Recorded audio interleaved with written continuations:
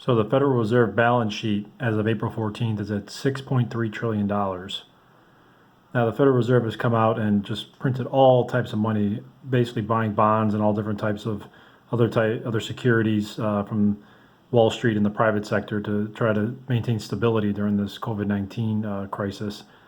But here's the problem, they're doing all this money printing, trillions of dollars for Wall Street, and everyone on Main Street gets $1,200. That's it.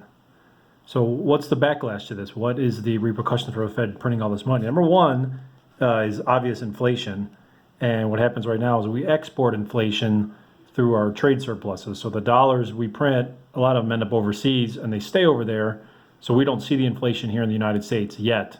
So inflation is one of the big backlashes that could happen. The verdict's still out on that. We don't know. The dollar strength is still pretty good. It's at 100 and it hasn't gone down. So we haven't really seen inflation yet as far as Main Street goes. We've seen inflation in asset prices. We've seen inflation in everything else. The cost of everything else is going up. Healthcare, car insurance, rent, you name it. Everything else is going up. So the big backlash is inflation.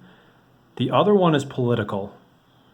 You get someone like, socialists like Alexandria Ocasio-Cortez as president.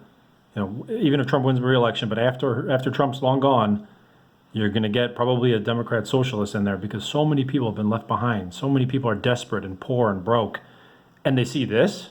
They see the Fed printing all this money. Here you go, Wall Street. Here you go, rich people. Oh, we can't have your stock portfolios go down. We can't have you, be the same as the Main Street economy. You're special. Here you go. Here's all this trillions. That pisses a lot of people off. And what they're going to do is they're going to say, screw it. I got nothing to lose. I'm an average voter. I'm voting for socialism because I want my cut.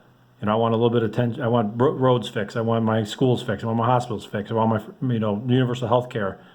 And of course, the mainstream media and all the Republicans and the conservatives, how are you going to pay for that? How are you going to pay for that? Well, here you go. The Federal Reserve already pays for everything for Wall Street. The next Democratic Socialist president could just say, you know what, Fed, print $2 trillion and let's fix the roads.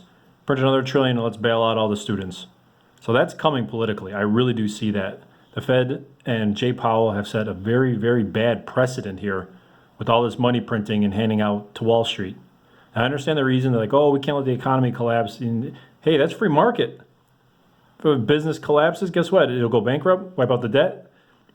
New management will come in and restructure everything, and it'll be, good as new and even a better company. So this is the backlash to the Fed's money printing, and I don't know how long this is going to go on for. I don't know how much bigger the balance sheet is going to get, but right now, the lion's share of it, 90% of this money printing is going to Wall Street, and this is just unacceptable, and there will be political backlashes to what the Federal Reserve is doing.